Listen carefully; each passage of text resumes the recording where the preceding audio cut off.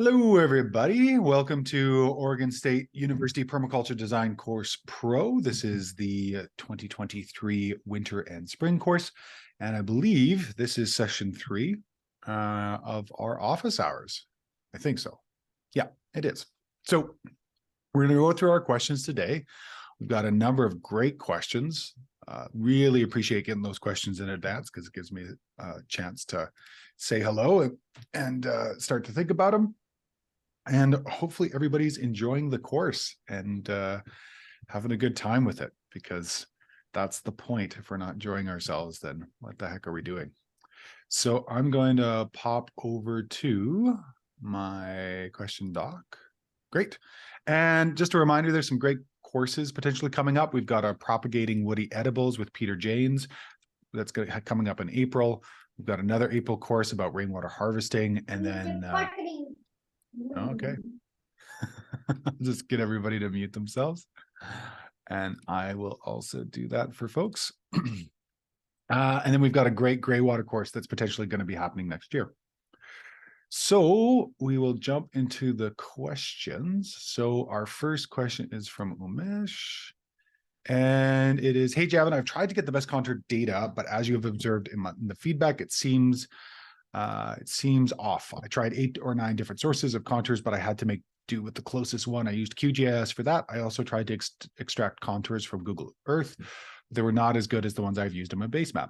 How else can I make contours, as they are paramount to my design as the site is a slope? I'm exploring drone mapping right now, but don't have the necessary equipment for that. So what are my options? Here's the topographic information and then the rest. So yeah, I go into this in detail in this finding accurate topographic information about all the different options. Basically, just a couple of highlights from that. So any data from Google, which is also the data that comes off of the contour map generator that we've listed on the base map, is from the Shuttle Radar Topographic Mission, the SRTM 2000. So it happened in 2000. And basically, the space shuttle ran the entire planet and sent a LiDAR laser, which is a laser that comes down from the shuttle, bounces through vegetation and water and all the rest of it, and then comes back. And the amount of time it takes to go there and come back, plus a fair amount of sophisticated math, gives them a sense of what is the general slope and shape of the Earth.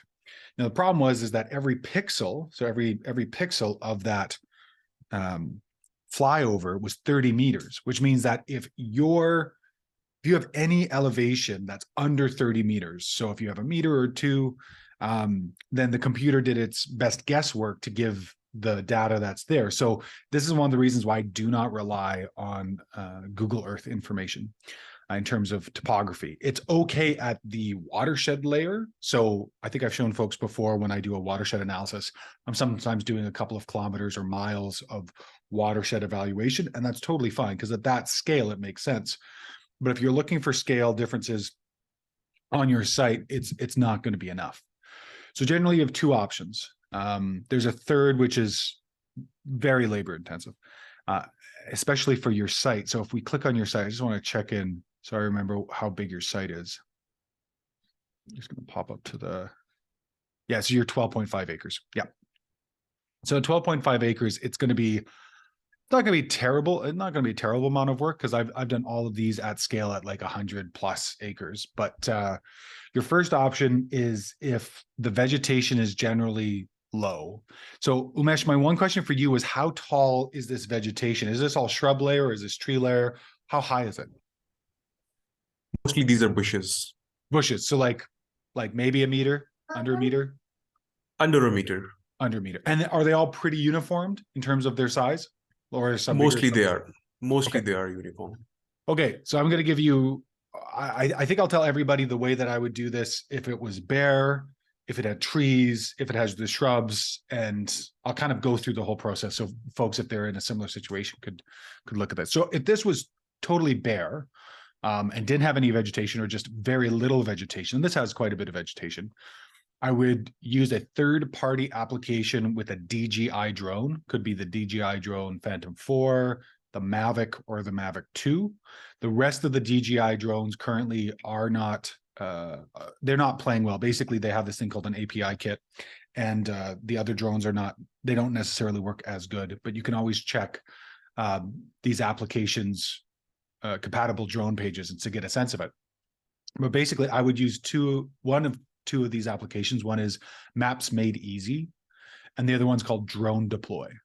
Maps Made Easy is cheaper and has a per, I think it's a per data point pricing, but generally the outputs are of less resolution and less accuracy, I found, because I've run a site through both of these applications and found that Drone Deploy is actually of higher resolution, but it comes at a steep price. So Drone Deploy usually works on a monthly or yearly subscription, and it's very high. And for those of us that don't necessarily do mapping all the time, and I'll map a property maybe once every 2 years because I really try to find good data, or hire somebody else out to do it because it's a lot of time and effort. So basically what you do is you use that program, and it's a third-party program, and you use it via your controller for the drone.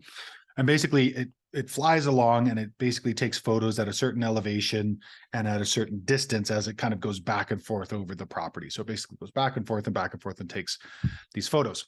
And depending on the height that you are from the ground and the amount of change of elevation the ground has, because of course you can't fly at 10 meters here and then go into the ground. So you have to fly at a certain height, and then have that height be the same for the entire property.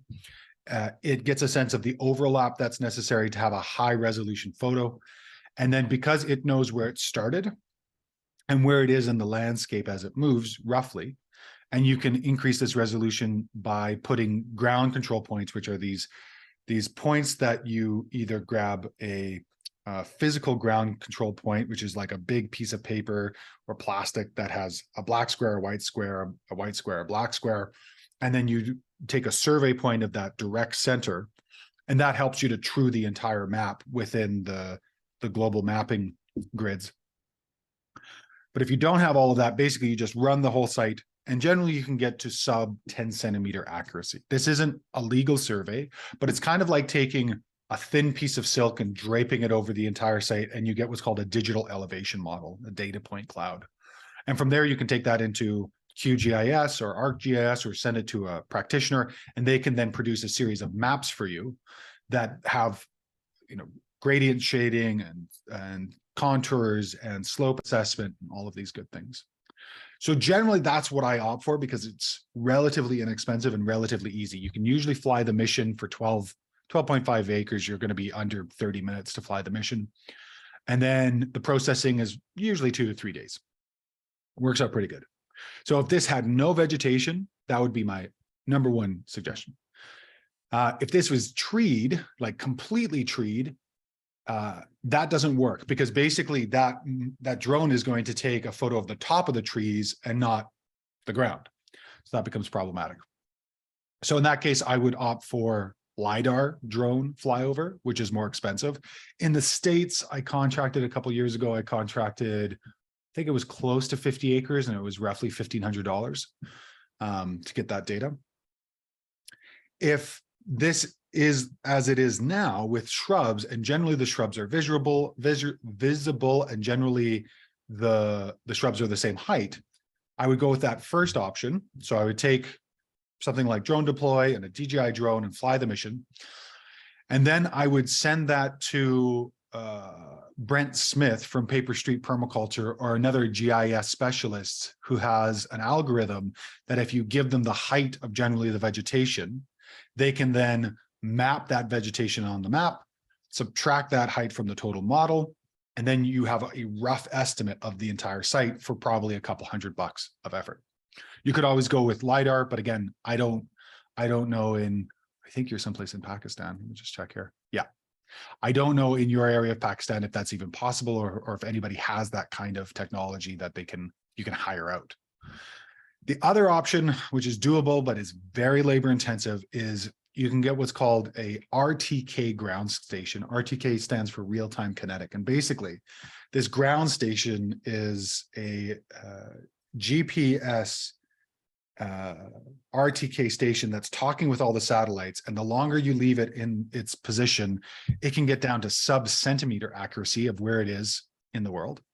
And then you have a receiver, which is another RTK device that you basically walk around and you take data points, and you do this over this entire landscape. And so basically you take the top of a ridge or a rise or hill, the midpoint and the bottom, you basically walk this whole property and you basically survey it. And this is why legal surveys take so much time, money, and energy when you're asking somebody or a crew to come onto your landscape. That can be $5,000 to $10,000, because one, they're finding your property pins, two, they're walking the entire landscape, or they're driving with a ATV, all-terrain vehicle, and they're going through that entire landscape. So Umesh, I think for you, the cheapest and the easiest would be to find somebody who has a drone, either a DJI Phantom 4 or Mavic 1-2, or take a look at Drone Deploy or Maps Made Easy's drone compatibility page and see what they have. Have them fly this, get your digital elevation model or your DEM or DEM, and then send it to somebody like Paper Street Permaculture, Brent Smith, and say, hey, Javin recommended you. I know you can do a vegetation height removal, depending on the heights here. And so basically you send him photos, you send him heights, you measure everything, and he can get you roughly right. And when we come to map making, that's something I want everyone to think about, roughly right. This comes from Ianto Evans, who restarted natural building with Cobb. He's a Welshman that lives over on the west coast of the US. And he has this great saying, I'd rather be roughly right than precisely wrong. And when it comes to this scale of 12.5 acres, you want to be roughly right on this scale. Like, you don't need to be hyper accurate. If you're building a building, you're then going to find, you know, your right site, your right location, and then you're going to go in there and you're probably going to go in with like a transit or a water level to make sure, you know, everything is perfectly square and plumb and all that, and level and all those good things. But at this level of resolution, basically what we're trying to do is a watershed map. So that way we can make decisions based upon that map in terms of water holding capacity. Where may we want to put a pond? Where may we want to divert water? And at 12.5 acres, we're probably going to be looking at bringing in machines or a big work gang that's going to come in and do that earth removal. So that's how I would go about that, Umesh. I don't know if that's frustrating because you may have to do some searching or not, but if I was in this position looking at this, I would probably go at it that way. And something I learned about India, and I don't know if it's the same in Pakistan, is that foreigners can't fly drones in India. So you have to hire somebody local. So if that's the case, chances are there may be an industry for drone flying in Pakistan, but I'm not sure. Does that answer your question, sir? No, that's not the problem actually here. We can fly the drones here. So what I'm considering is to get someone who has a drone and, you know, use a LiDAR device that can be attached with a DJI Mavic or some other type of drones. Yeah, you're not going to find a LiDAR device that will work on a Mavic. You may find one that works on the Phantom. I haven't looked at the new specs of the new consumer grade LiDAR. Usually it's a dedicated drone, something like an Inspire 2 or one of the other larger drones, or it's a dedicated LiDAR drone from a company that produces LiDAR drones. But I would basically look around, I would research and see if anybody's running that as an application or as a service, and then price that out compared to doing it the other way, and then just see what your pricing looks like.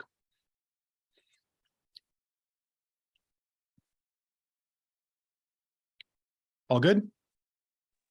Okay, sure, thanks. Okay, perfect. Awesome. Great. So Daliborka. Okay, I have a few questions. So Daliborka has a number of great questions here, and we're gonna dive into this because there's some great conversations to be had here at a conceptual level and then at an application level. And what I hope you get out of this course, and hopefully our office hours at the very least, is a conceptual understanding of what we're talking about instead of I'm going to grab some permaculture solution off the permaculture shelf. And this happens all the time. Somebody goes herb spiral and then grabs a herb spiral, plunks it into the landscape, and it makes no sense whatsoever. So what we are trying to teach within this course, and what I believe you are developing, is a designer's mind for holistic thinking, generally within the scope and scale of your site and your context and the wind and the weather and the biotic and the abiotic factors. How the heck do we design something that we think is the best possible approach today when the person to our right or our left could come up with something completely different and it would still work. That's probably for me the most frustrating thing about regenerative land design, is that you could have two different people looking at the exact same site with the exact same information, come up with two different plans, and they would likely both work brilliantly. This is because of the malleability of ecology and nature, and how if you read the book of nature right, or even 50% right, you can consistently get 80% of the value. So first question was, after watching the videos of breeding landscapes, trees, and weeds, I got confused about the soil quality of the orchard. I was convinced that we have poor soil quality. There's a lot of yarrow. One area is like a super soft carpet, dandelion, violets, and crabgrass. And in May and October, yellow pig. This indicates the soil is fertile and moist or semi-moist, but at the same time, the fruit trees are growing very slowly and with very limited fruit yield. My question is, what might be the reason for this if not for poor soil? All attempts adding natural fertilizers and having drop-by-drop watering systems so far haven't given desired results, especially for the fruit trees. What are the ways to improve soil quality? Okay, so let's talk about soil in general, and then let's come down to some specifics. So you have a number of attributes of soil. You have what's called soil texture, which is sand, silt, and clay, what the component percentages are. That will then give us a sense of what the infiltration rate is, how water comes into the soil, and what the percolation or drainage is, which is how water leaves that soil. If a soil is too porous, that means it doesn't hold on to water. That means plants don't generally get the transit time necessary to access that water. If it's not porous and it's heavy, like a heavy clay soil, sometimes water won't even penetrate because of the small size of a clay platelet. And a clay platelet's like a piece of paper. It's very tiny, and when you stack them together, water can barely get in there. And when it does get in there, it's held. But it's sometimes so microscopic that the little tiny rootlets of a tree or a plant can't even get in there to access that water. Plus the fact that clay soils can get oversaturated, and then you've got an aquatic environment instead of a terrestrial environment. And we're creating terrestrial landscapes generally with little aquatic systems like ponds and other elements within it. So there's that element, that texture. The second is we have a biological element, and we have a micro and a macro. We have things we can see and things we can't see.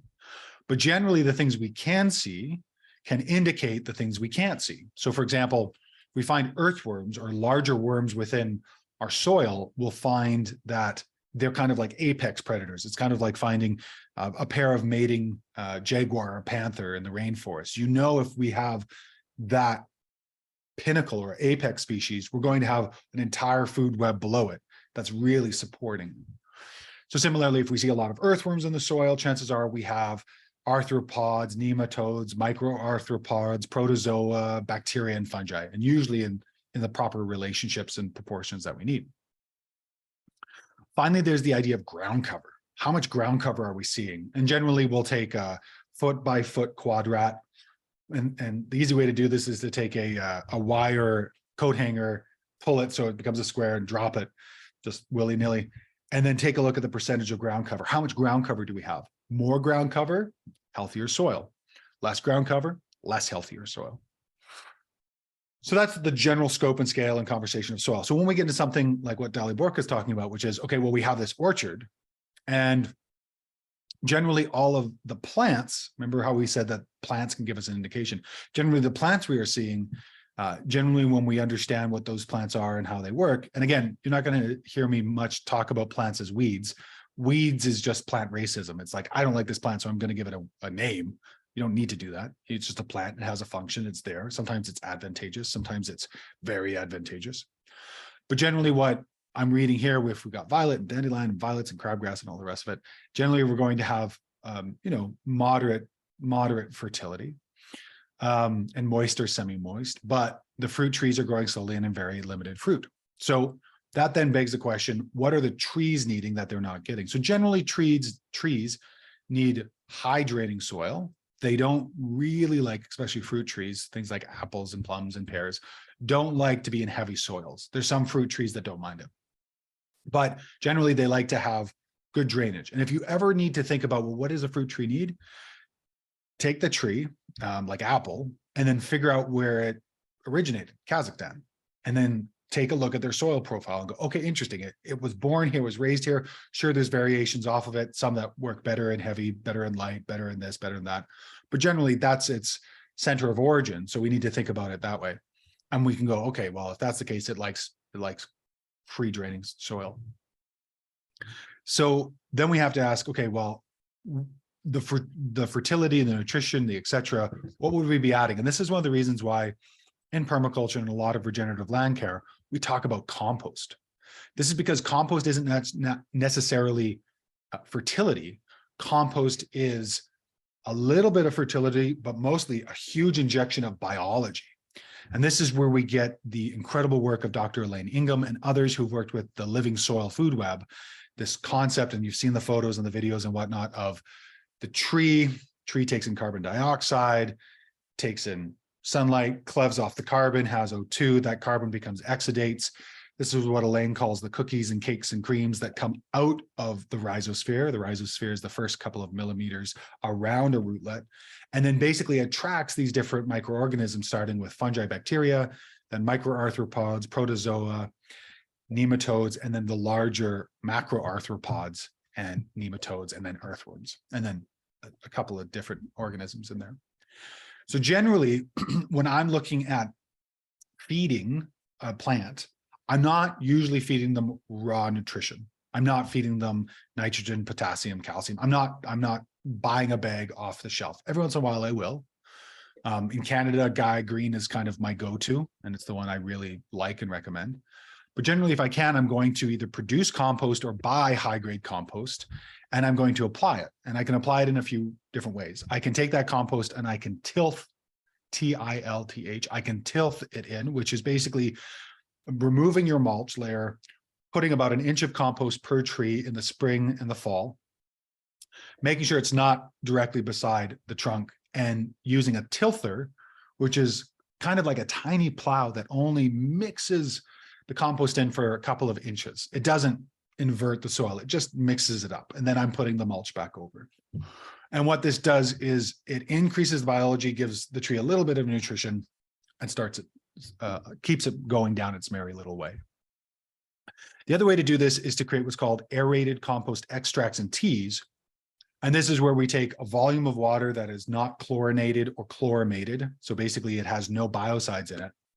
We take an air pump, not a water pump, an air pump that pumps enough water into this volume of water, doesn't matter size or scope. We're looking for this specific attribute, that when the air gets blown into the water, it looks like a rolling boil. Again, this is air, there's no heat, but it looks like if we had a pot of water and we put it on the stove and it was boiling and all the bubbles coming up, it looks like that on the surface of this non-heated column of water that has no pesticide or insecticides, pesticides, or biocides in it, which chlorine is in our drinking water. And so if we have that coming to our taps, we need to off-gas that before we use it for this application, or use rainwater. Chloramides are much harder to get out of water. Well, that's a whole other subject conversation. So we have this volume of water, we have this rolling boil with an air pump, and then we put in a rigid bag that is netted to put the compost in, so to basically extract all the microbes into solution. The reason we're doing this is we want to take that solution and then spray it onto our soil or spray it onto our trees. And depending on what we put into that water solution will create either a higher population of a certain type of organism we're going for, but generally lower diversity, or we're just extracting them, thus the aerated compost extracts, which is usually about an hour or two within the compost tea brewer, which is what this whole setup's called. Or if we make a compost, if we make an aerated compost extract, we're just pulling it out. If we make an aerated compost tea, we're adding in different elements, and sometimes we're brewing up to 10, sometimes 12 hours. So that way our populations get up for certain different types of organisms. And usually it's bacterial, and usually we're spraying it onto the teas, we're spraying onto the leaves of trees because it sticks, because bacteria sticks. So generally, if we're talking about trees, Deliborka, what we'll do is I will add compost. I'll do that during the spring and the fall. Sometimes I'll do a warm water watering after the last frost of the winter. This is an amazing technique taught to me by my longtime mentor and friend, Richard Walker. Basically, he was growing nut trees here in Canada, and the Wisconsin Nut Growing Association that he was buying nuts from, they were reporting fruiting times in half of what he was getting. And when you're working with nuts, this is like year 5, year 10, year 15. And finally, they gave him their secret, which is they took 100 feet or 1,000 feet, probably, 1,000 feet of like 1/2 inch or 1/4 inch polyline. They not wove it, but they kind of they put it onto a 4x8 sheet of plywood, and then they put a line on or a valve on one side, a valve on the other side, charged the line up, and set it in the sun in the spring and the fall. And basically what they would do is they would have their first watering after the first frost with this warm water. And what it did is it activated the soil. Because you're in Serbia, this might be very applicable because we're very similar in terms of climate. And basically within any place for us north of the 49th parallel, our major limiting factor is temperature. And that's attributed by or affected by the wind, and it's affected by how much the soil actually holds on to coolth, the opposite of warmth, to coolth throughout the spring and the summer. Sorry, I'm just hearing somebody. I'm just going to check the mute button again. Cool. So when you apply that warm water, you basically reactivate the soil community, the living soil web, living soil food web. And so they get active earlier. And so it increases the amount of time the plant has to get active and growing instead of getting totally active kind of at the height of spring, or pardon me, the height of summer. So generally when we take that as a concept and we take a look at this tree, I would add compost, I would do hot water, irrigation in the early seasons. I may be conscientious about diseases in the area and seeing if there's active diseases. Pruning can completely change a tree's productivity. I would take a look at Miracle Farm, Stefan Stobanowski's French pruning method. Generally, you want to take out the dead, diseased, and dying branches. Generally, you want to keep a nice vase structure and very open, so that way there's lots of airflow. And generally, you want to be conscientious that if a tree has branches that go past plane, past level, that sends a little chemical called an auxin down the branch to the crown that says we're dying. So whenever a tree goes past level, it thinks it's dying, and so it produces more fruit. So these French pruners would always kind of bend down the branches and they'd weight them down so they would have more fruit. So that's what I would do for a tree. The second thing I would do is I might cover crop that area. So I might do things like daikon radish and parsnip, and this is true for all soils. If you have decompaction, or if you're trying to increase the organic matter, which will increase water holding capacity, as well as microbial activity. If you work with decompacting vegetation like daikon radish and parsnip, what'll happen is that you'll get this big, long, tap tuber. And if you don't eat it, it just decomposes and becomes food for microbiology.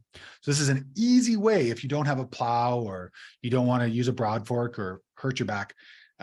This is a very easy way to decompact soil over a long-term period for very little cost. It takes a little bit of time to spread seed and whatnot. But generally, I like doing that in the fall in an area into mulch. So I'll basically spread the seed, the winter rains, fall rains, and then winter snow will cover it up. And then basically that will grow on its own accord. I'll usually put in like kale and parsley as well, just to give me a little bit of eating right off the bat in the beginning of the year. And then finally, we talk about companion planting. So putting in nitrogen fixers. If you don't have nitrogen fixing trees and shrubs that are around this tree, then you're kind of missing out on that companion planting. The other thing would be to create what's called net and pan swales.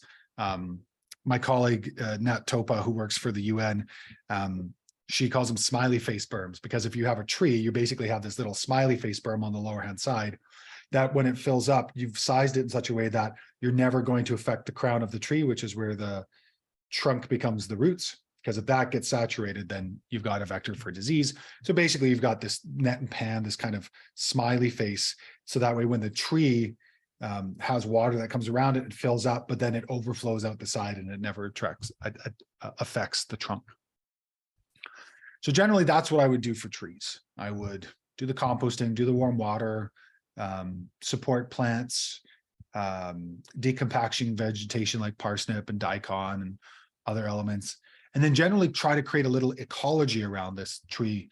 It's kind of funny that somehow in horticulture, we thought, well, we can plant a tree and it's fine by itself.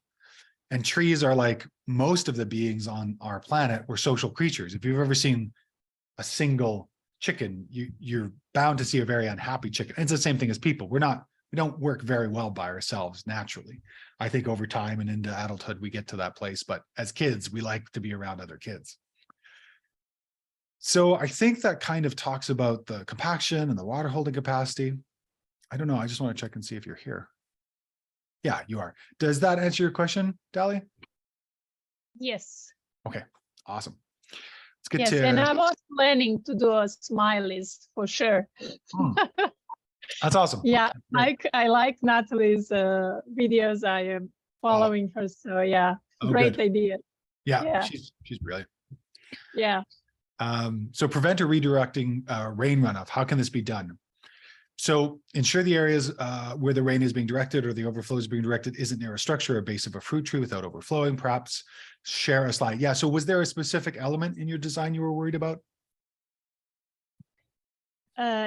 Yes, I think those smileys around the fruit tree will help, but we have a concrete driveway that goes straight to the house and water is always running through there. Okay. So yeah, I am not sure how to fix that. Okay. Is it made of concrete or is it made of asphalt? I think it's concrete. Okay, so purely concrete. Yeah. Okay, so there's a couple ways to go about this. One of the ways, all of these take a lot of effort because it's an impermeable material that generally people don't think that impermeable materials are water catchment structures, but they are. And so actually, it's funny. I was just talking with a student of mine in the other course who's in South Africa. I think. Oh no, I closed his application. So basically what this looks like, and this will take some, like a diamond cutting saw, what's called a concrete saw. So basically if you've got your driveway like so, and the water is basically running down it like so. So you're basically trying to interrupt that. So if this was a gravel road or a dirt road, I would suggest something called a rolling dip.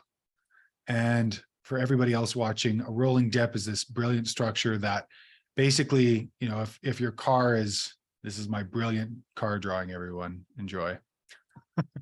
So if this is the size of your car, basically the rolling dip, ditch, and then the bump are the size of the car. So this is different than those little speed bumps you'll see that people use. So it's very gradual too. So let's say it was up here, it would be like maybe like this, and maybe like this.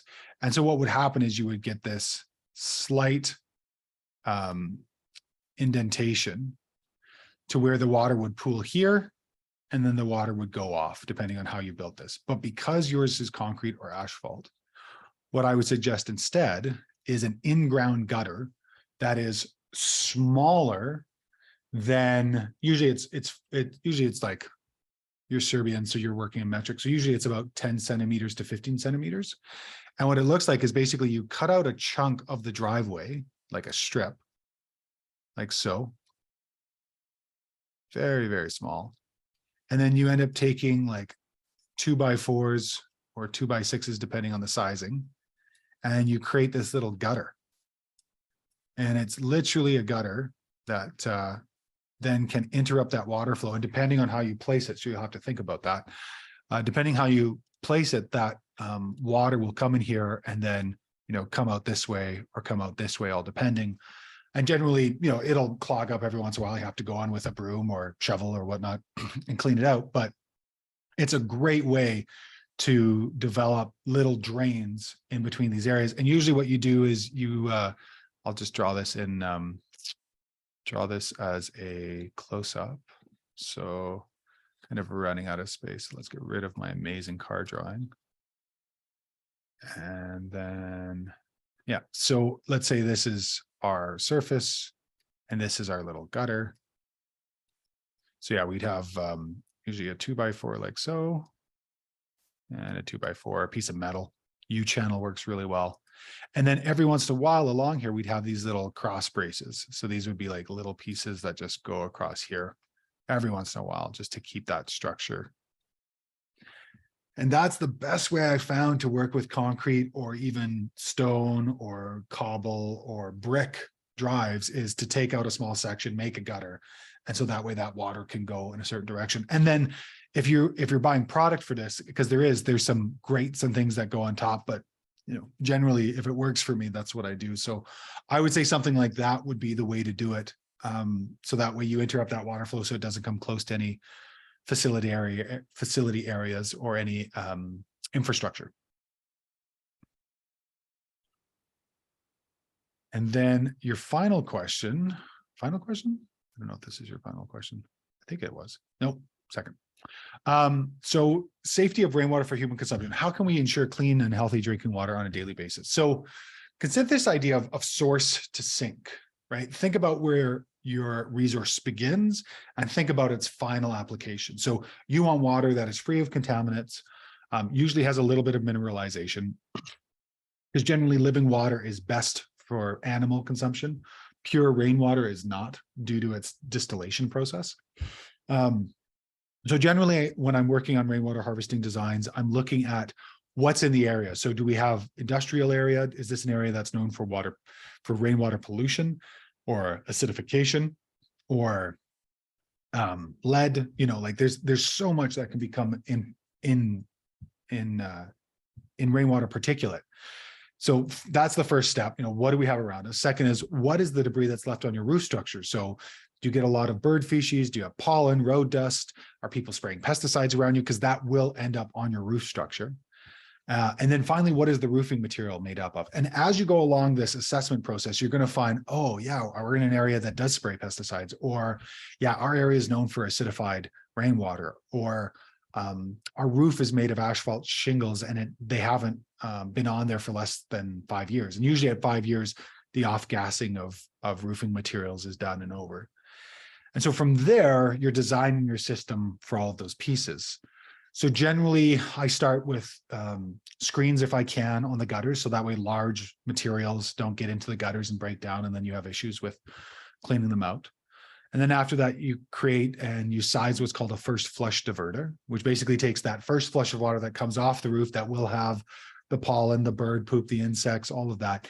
It basically takes it into a volume. And the resources I'm going to talk about in a second will show you exactly how to size and calculate all that. And then sometimes I'll use a vortex filter. So basically the water comes in and it goes around the spiral. And generally the water gets spit out on the outside, and then the materials are collected. And then you get into a storage capacity. And usually we have what's called a calming inlet. So instead of the water coming down and splashing, you have an inlet that has a pipe that comes out and has a little J at the bottom. And what this does is we're finding out more about rainwater. And Australia is great to learn about rainwater, because it's a place where it's now mandated to have a certain level of rainwater depending where you are and your area. So if you're urban or rural, and if you're close to a city or if you're further away, you usually have to have rainwater collection. And so there's some amazing studies that came out that showed that keeping the bottom of our rainwater collection and the top, so like the top surface and the bottom surface, calm, means that organisms will develop on the bottom, on the top, and will actually help to clean the rainwater. It's one of the reasons why we don't want to disturb that. And then you have an outlet that will bring use water, and then you have an overflow, something where if the tank gets too full, it'll take and go someplace. And I'll say this once, I'll say this twice, I'll say this many times, and I will still correct everybody during the water portions of your design. If you collect water, I don't care if it's in a tin cup, if it's in a barrel, a bucket, a swale, a pond, you have to show where the overflow is going. Why? Because it's literally a drop in the bucket. When you work through the water exercise and you see how much water actually falls on your site, even if you have a small amount, you have to understand, if you collect water into a cup, eventually it'll overflow, and you have to find a place to put that. and functionally put it in a place that would be useful. So always manage that overflow. And then at that point, we'll usually do a water test. We'll get a sense, okay, so what's in this water? And then what do we have to design our filtration system? And usually there's like a particle filter that'll take out any particulates. And then we usually have some kind of disinfection or sterilization. So like a UV filter or a chemical that will then bring that water to a potable level, a drinking level that we can use. And there's so many ways under the sun to do that, but generally that submicron filter. I like micron filters that I can clean, so I'm not buying carbon filters all the time, but you can go with the carbon filter as well. So there's a couple of books I really enjoy on this topic. My favorite of all time is Rainwater Harvesting for the Mechanically Challenged. I wouldn't put myself into that category, but I just loved how simply they broke down that concept of rainwater harvesting. The second is Rainwater Harvesting Solutions for the Drylands by Brad Lancaster. That's been my Bible, literally, for rainwater harvesting. And he's got 2 volumes, and you'll want the second edition of the first volume because he did update it. And then finally, there's the Essential Rainwater Harvesting book that came out of Verge Permaculture. And I would say this book is probably the most overcomplicated of the 3 and technically dense. So I would kind of go for the Mechanically Challenged, and if you can't find it, I would go for Rainwater Harvesting Solutions for Drylands, because I think that's a really good state. And then finally, Gord Baird, who's an international rainwater designer and developer, works with gray water, works with composting toilets, has worked at scale. So he's worked on single residences, communities, institutions, and is just brilliant. We're doing a rainwater course, which I'm so excited for in April. So be good to get on that list. Me too. I volunteer my husband because it's 3 a.m. our time, and because of my work, I am not able to participate. But he is actually really happy. He cannot wait to hear, actually, to participate in the course. So yeah, amazing. And then my last question, your last question: how to ensure that recycled water is safe for plants? So my question is, what do you mean by recycled water? Are you referring to gray water?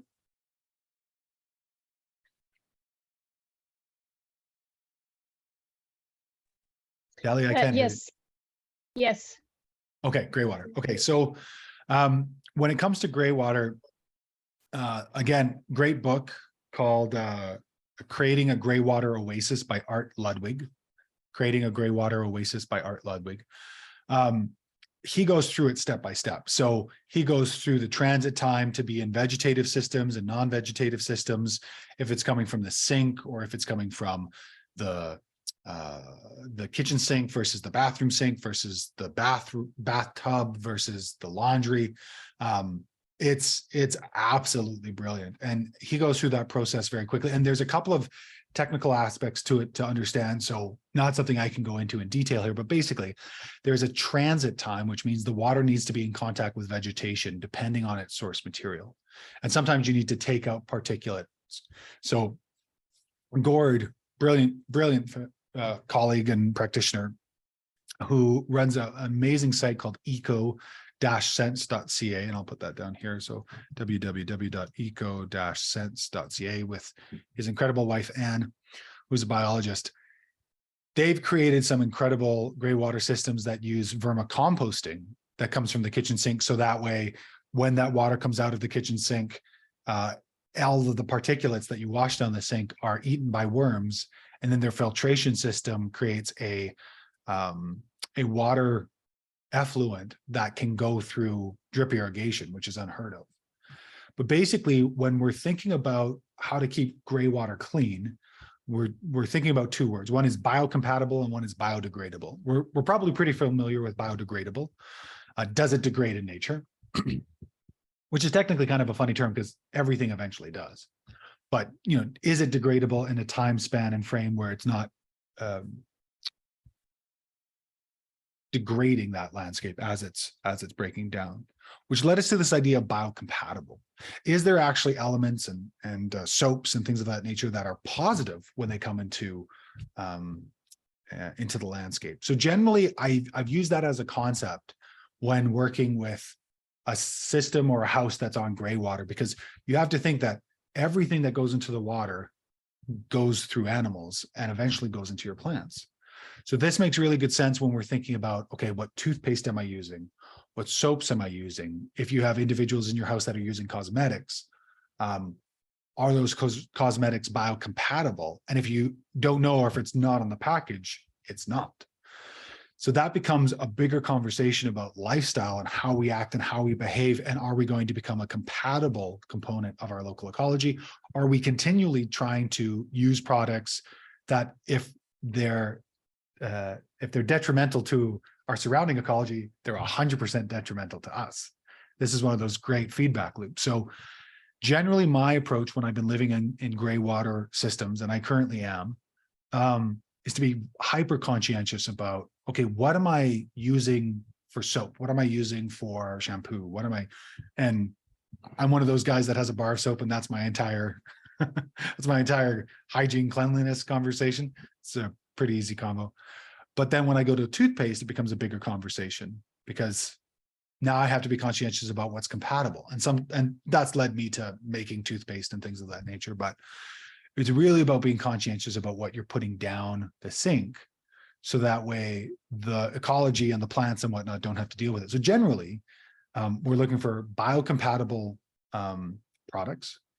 And two, we're being conscientious that if we do have to take some toxic substance, be it something like nail polish remover, or we're doing a quick job and we have a little bit of paint thinner or something, we're conscientious that doesn't go down the sink anymore, because we're feeding plants. That goes into another area or another process. Does that answer the question, Dolly? Yes. Okay, sounds good. I mean, I'm glad that we already for a years training ourselves to use biodegradable, biocompatible products, but on the some, and in Europe we have products that are ecological and good for environment, has a special label. So we are always looking to buy that kind of products. But I am always worried when I'm reading the label. There was always some percentage of sulfate, and I'm not sure if that is okay for a plant or not. So that's my little concern. I don't want to kill my plants. Yeah, 100%. No, it's a great way to be, and it's a great behavior to approach. So I applaud you for it. Okay, Adil, I'm planning to visit my site in the next few days, and I'm not sure when I'll be able to visit again. What do I need to get or do there?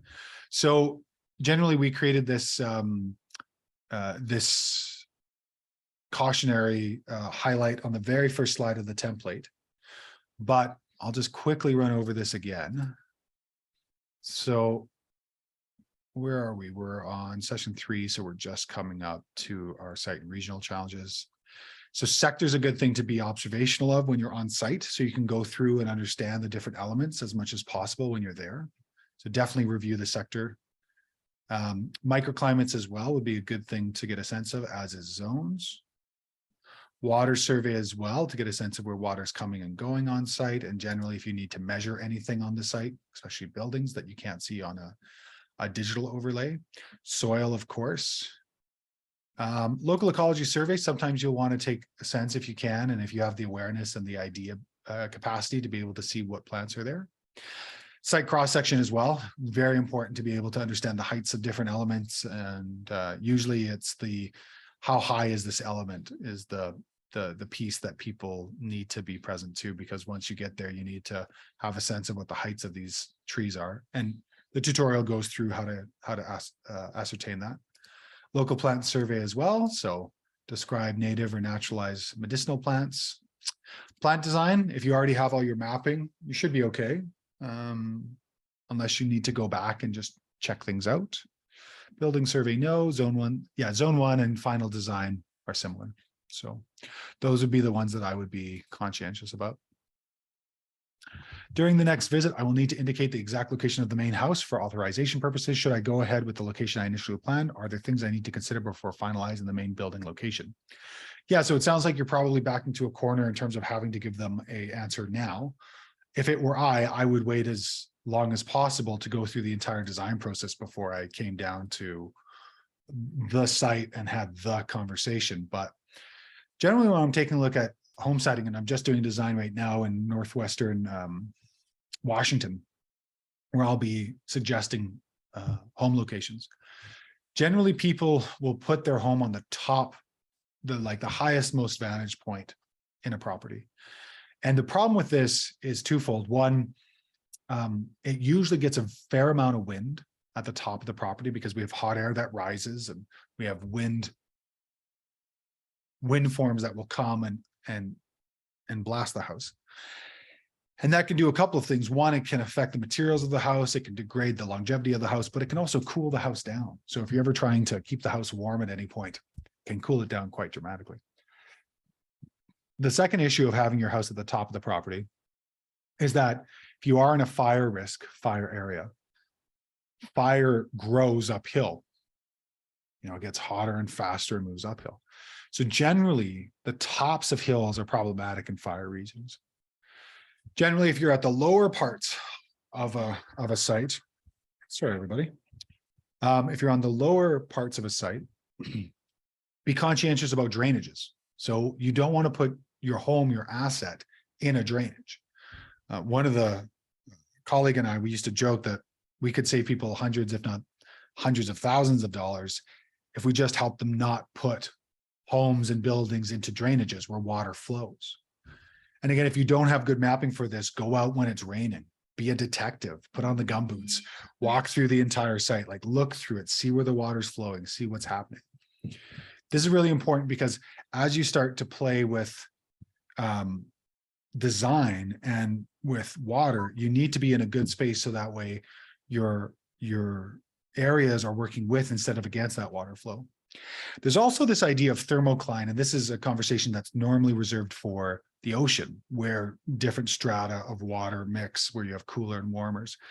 But we also have air thermoclines, this idea of thermal mixing, where hot air rises, cold air drops. So normally we usually have a belt in and around the midsection of a slope or an area. And again, if your site is flat, a lot of these conversations are muted or more subtle. But usually around the midsection, you tend to have a good area where it's a little bit warmer, a little bit less cool.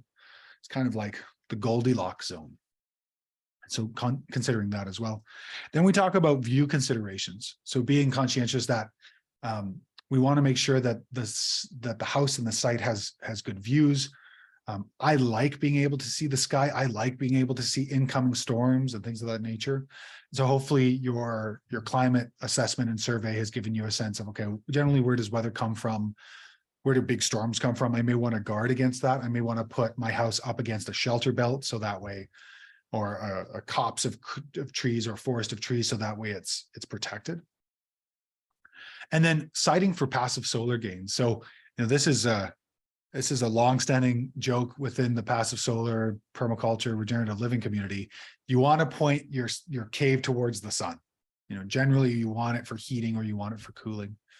So if you're in Morocco and generally you have hot climes, and sun is the most powerful and westerly is the second most powerful, and generally you're trying to cool your home, you may think about orienting your house so that way it has the least surface area that's visible towards the sun during the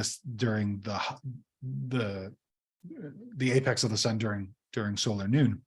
It also means you'll want to be conscientious. This is more about building instead of siting, but you'll want to be conscientious about having large eaves that make it so that way the hottest sun of the hottest time of year, that sun never touches the walls of your building. This is one of those things that nobody has thought of for close to 100 years and has been really detrimental for heating and cooling a building. And the last and also the most important is access. So how long is your access that comes to your house? Is it long and winding?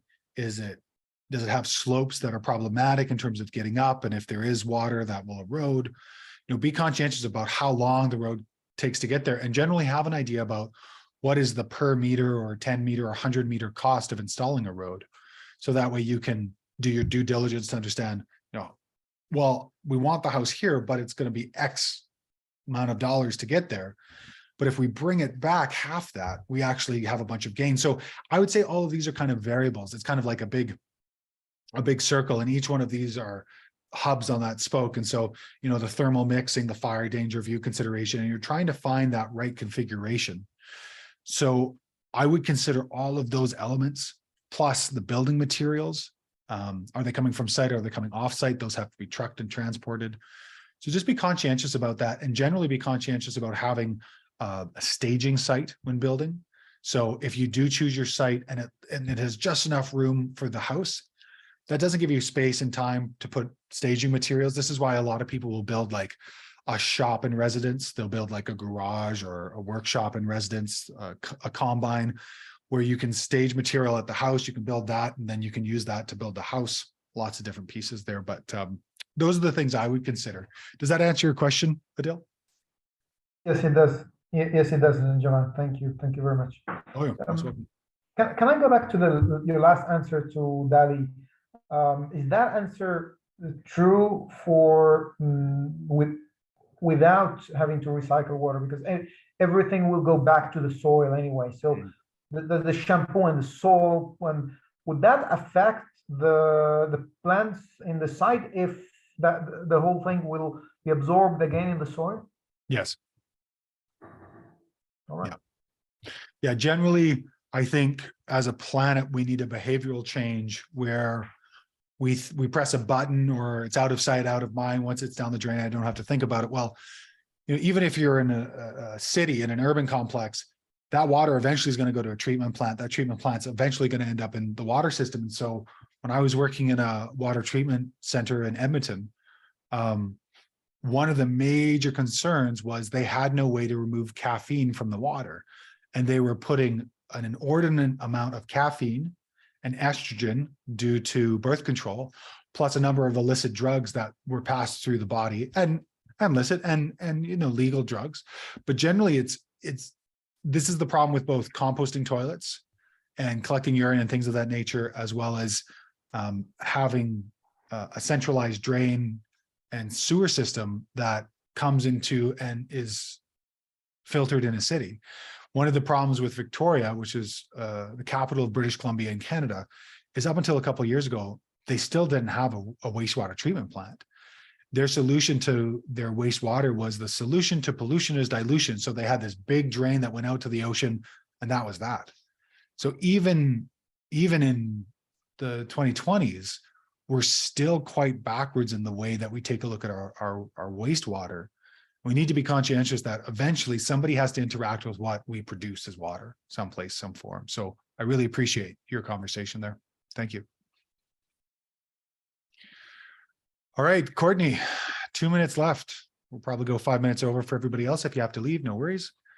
So I did ask Courtney to pass me a link, an editable link, just so I could work on this. I'm just going to see if she did.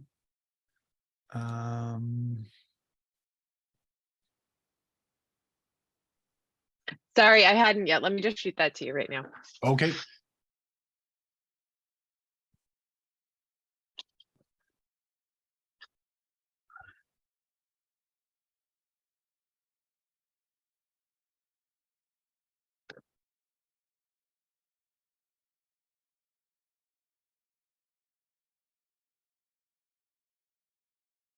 Should be en route.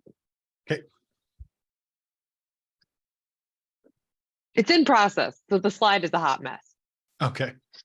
I did see it, and I just wanted to go over kind of how I would approach this, because it's easier to do it live than to do it the other way. You could also just send it to me on the chat in Zoom, just a private. That might be faster. Yeah. Great questions, everybody, today. This is awesome. There we go. Okay, so can I? Yeah, I can. Okay, cool. So let's go to the question. Share. So Courtney's question was, I have an L-shaped site wondering how to manage the sector compass where there are aspects that don't really fall into that neatly. Neighbors, inset L. Yeah, cool. So what I've asked Courtney to do is send me a link where I can edit. So basically, if you're ever going to muck about with a slide, definitely make a duplicate slide right away. And so that way you can start to play. And then it's very easy to delete things and you don't have to worry about ruining things. So basically we're working on sizing. So I'm basically going to remove all of this so I don't have to worry about it. Let's get it out of the way. And that way I can just focus on this sizing conversation. So if I'm working with a site like this, that's an L, and for everybody else, I don't know if you can see it, but I'll just highlight it here quickly. We've got this L-shaped property. So it's, you know, like this, like this, like this, like this, like this, and like this.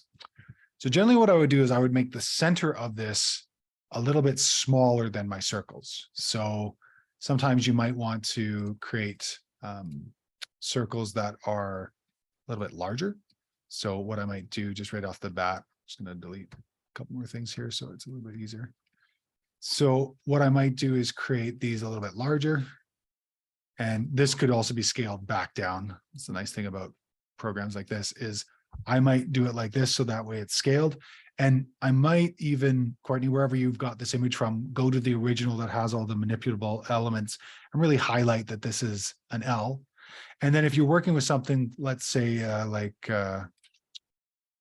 just get rid of these and work with the purple. If you're working with something like a view corridor, and maybe there's a couple of view corridors because there's elements or neighbors you want to see or don't want to see. So maybe what you have is you've got like a neighbor on this side that you're not particularly excited to see on a daily basis. So I might just be conscientious that, yeah, there's one neighbor we don't mind seeing and there's another that we do. So it might be, you know, a little bit of an element here.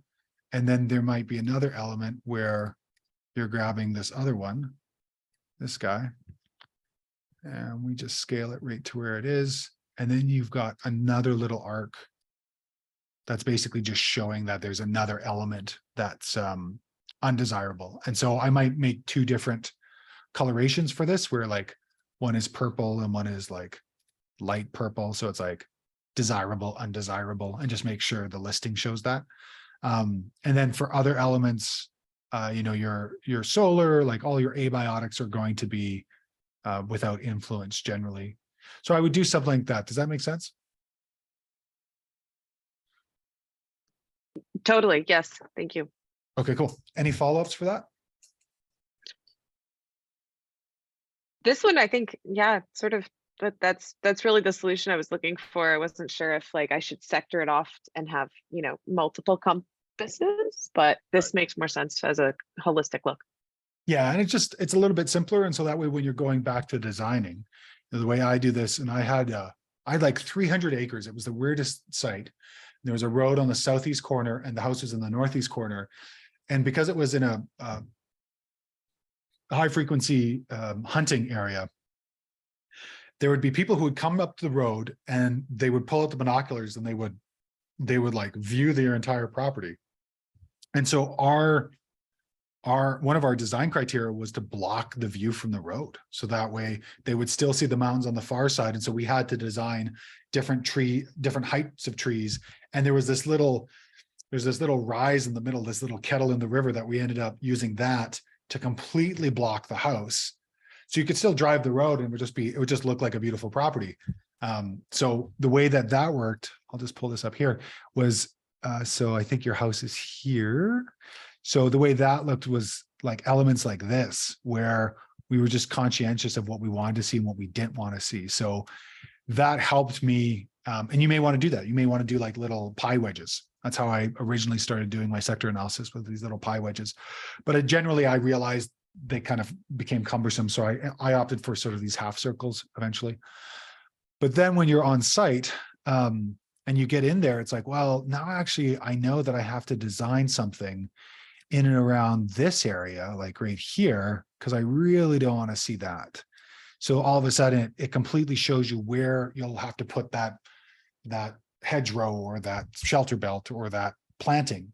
So it could be a really useful way of like drawing your point of field lines in terms of what you're trying to avoid or what you want.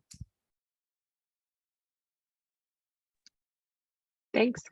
Oh, you're welcome. No worries. I'm just going to see if anybody else popped it back in. Nope. All right, folks. Well, here we are. We're season 3. We are moving into our 3rd week. And so definitely take a look at the tutorials for this. It's very straightforward. Be conscientious again to label all of your materials. And sometimes you can just put a reference slide at the end of the assignment. So you don't have to put it, because if you have like 4 or 5 points or whatever, you can just say slide 31 on your reference slide. You know, this image was this access URL and this date, and you know, this information was from here, just to clean up the slides. And really think about how the influences of the site or the influence of the region could potentially be addressed within your site design. This isn't to say that, you know, we work on a small scale and we can affect everything around us, but we want to push ourselves to think that way. What does this look like in the broad scale? How can my small area that I have stewardship of, ownership of, I'm renting, I'm stewarding, I own, I'm stewarding, but I own, how can that influence the greater conversation? And I remember years ago, this is probably my favorite, one of my favorite, colleague of mine in Victoria. He had a chicken run. So his chickens were in the far back, but he had a chicken run, little tiny chicken run. It was just, you know, take a little bit of chicken wire, make a little hoop house that's, you know, no bigger than a chicken. And it would come all the way up to the front of their house. And at the front of their house, they had these two bins. So people would drop off their compost to his house because he would turn it into compost. But they would also, a couple of folks would drop off chicken scraps for the chickens. So he created this like interactive sort of petting zoo. So that way the chickens would come up to the front of the sidewalk and then people would come and feed them. But then he found that people weren't feeding them properly and all the rest of it. So the smart man that he is, he installed a coin operated like candy dispenser, and basically made it so people would pay to feed his chickens. So they would come up with their kids, they'd bring some quarters, they'd pop them in, they'd grab a bunch of seed, and then they would spread it, and all the chickens would become running all over the place. And the chickens got to know the different neighbors, where there's one neighbor, this older lady who had a walker, she made a very distinctive sound. And the moment the chickens heard that, they'd run to the front because they knew that their compost scraps were coming. So, you know, do think about the broad scale about how our sites can affect our local communities and our local problems. And as usual, if you have any problems or issues, feel free to reach out. And thanks so much for joining us today. It was a great pleasure. Oh, thanks so much, Ellis. Yeah, I appreciate that. Thank you for the feedback. It's nice to hear how these things are going. And yeah, if folks want to drop a line and let me know how these sessions are going, that'd be great. Generally, the format is pretty straightforward, and generally we have so many questions, we don't have time to kind of have more of an open conversation. But as we get deeper into the course, this is something to keep in mind. The people who come to these kind of drop off, and sometimes you end up coming and it's just me and you, and we end up talking about your design for an hour, which is pretty great because you get a whole bunch of feedback. So keep that in mind going forward. And thanks so much, Umesh. That's great. I'm glad you loved the session. Nice to get the feedback.